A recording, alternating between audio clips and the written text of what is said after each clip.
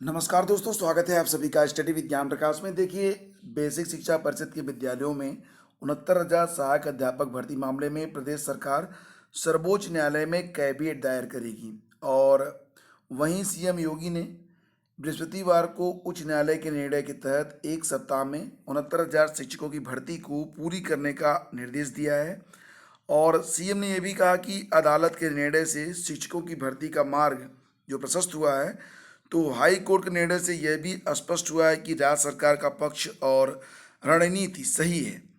कुछ अभ्यर्थियों और शिक्षा मित्रों ने भर्ती परीक्षा में निर्धारित कट ऑफ सामान्य के लिए 65%, SC ST और OBC के लिए 60% के खिलाफ हाई कोर्ट में याचिका दायर की थी। हाई कोर्ट की खंडपीठ ने बुधवार को बेसिक शिक्षा विभाग की ओर से निर्धारित कट ऑफ को सही ठहराया है। तो यहाँ पर देखिए, एक सप्ताह में भर्ती प्रक्रिया को पूरी करने का निर्देश दिया गया है और बहुत जल्दी आपको आंसर की भी देखने को मिलेगी। मतलब बहुत जल्द का मतलब कि एक दो दिन में आपको आंसर की देखने को मिलेगी। ठीक है।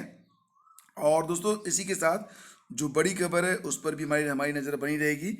तो जल्द जारी होगी 69,000 की जो आंसर की है, क्योंकि निर्देश जारी हो गए हैं। तो जितनी जल्दी ये प्रक्रिया पूरी हो सकती है उतनी जल्दी आपको आंसर की देखने को मिल जाएगा। तो थोड़ा सा इंतज़ार आप लोग और करें 69,000 के आंसर की के लिए। और इसी के साथ दोस्तों, एक बड़ी खबर निकल के आ रही है कि कार्मिक विभाग ने रिक्त पदों की सूची मांगी है।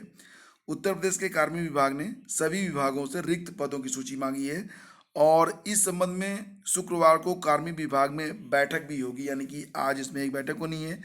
और इसकी जानकारी जब अभ्यर्थियों को हुई तो सभी अभ्यर्थी काफ़ी प्रसन्न हैं और सभी अभ्यर्थी ये चाहते हैं कि उत्तर प्रदेश लोक सेवा आयोग को जो रिक्त पद हैं उनकी अधिसूचना भी भेजी जाए। जैसा कि आप जानते हैं कि इस बार यूपी PCS में मात्र 200 ही पद हैं। तो पदों की संख्या बढ़ेगी तो बड़ी अच्छी बात रहेगी सभी अभ्यर्थियों के लिए।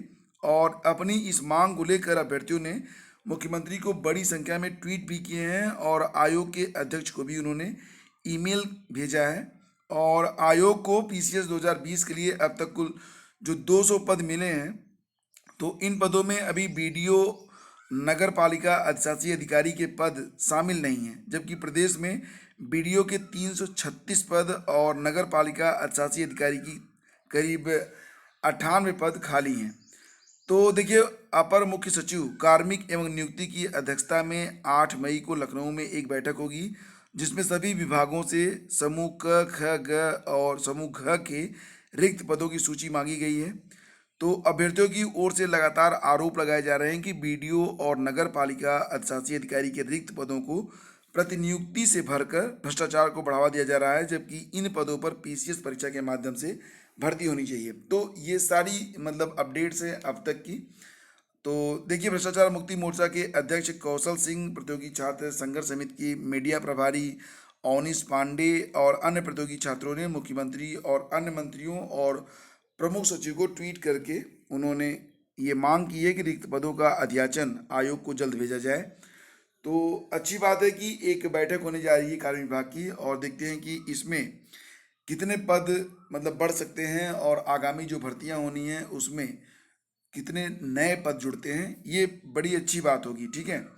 और दोस्तों, यहाँ पर देखेंगे अगर आप, तो एक बड़ा सवाल आपके मन में ये भी आ रहा होगा कि B.Ed के जो अभ्यर्थी हैं उनके बारे में बात ये कही जा रही है कि B.Ed के जो अभ्यर्थी होंगे उनको पहले 6 महीने की ट्रेनिंग में भेजा जाएगा और उसके बाद ही उनको जो है मतलब कि सहायक अध्यापक के तौर पर नियुक्त किया जाएगा। लेकिन दोस्तों, यहाँ पर मैं आपको बता दूं कि आप बिल्कुल स्पष्ट रहें कि नियमावली 1989 के 25वें संशोधन तक के अनुसार ही B.Ed को अब प्रशिक्षु शिक्षक जैसे पदों पर नहीं बल्कि सीधे सहायक अध्यापक पद पर नियुक्ति होनी है। नियुक्ति के 2 वर्ष के भीतर उन्हें 6 माह का प्राथमिक शिक्षा हेतु निर्धारित ब्रीज कोर्स पूरा करना होगा।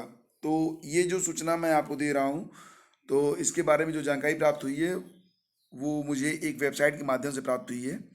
और ये मतलब कि आप इसको पढ़ भी सकते हैं, जो संशोधन हुआ है उसको आप पढ़ भी सकते हैं। जो जून 2018 में विज्ञप्ति जारी हुई थी जिसमें B.Ed को प्राथमिक शिक्षक के लिए वैलिड किया गया था, तो उसमें भी अगर आप देखेंगे तो यही बात लिखी गई है कि B.Ed की जो नियुक्ति हो जाएगी तो नियुक्ति के 2 साल के अंदर उन्हें ब्रीज कोर्स कराया जाएगा। तो मतलब इसमें कोई दिक्कत नहीं आने वाली है। B.Ed और BTC के लोग अगर मेरिट में आते हैं तो उनको अध्यापक बनने में कोई दिक्कत नहीं आने वाली है, ठीक है। और इसके अलावा जो अगली खबर है वो ये है कि अगर आप इलाहाबाद विश्वविद्यालय से अगर आप क्रेट यानी कि पीएचडी करना चाहते हैं तो आपके लिए एक अच्छी खबर है। क्रेट के लिए जून के पहले हफ्ते से आवेदन की तैयारी चल रही है और इलाहाबाद विश्वविद्यालय की तुलना में कॉलेजों में सीटें अधिक हैं, शिक्षकों की संख्या की जो है वो कम है और इसलिए पीएचडी की सीटों पर असर होगा। तो इलाहाबाद विश्वविद्यालय में संयुक्त शोध प्रवेश परीक्षा, जिसको लोग क्रेट के नाम से जानते हैं, तो क्रेट के लिए जून के पहले हफ्ते से आवेदन की तैयारी है।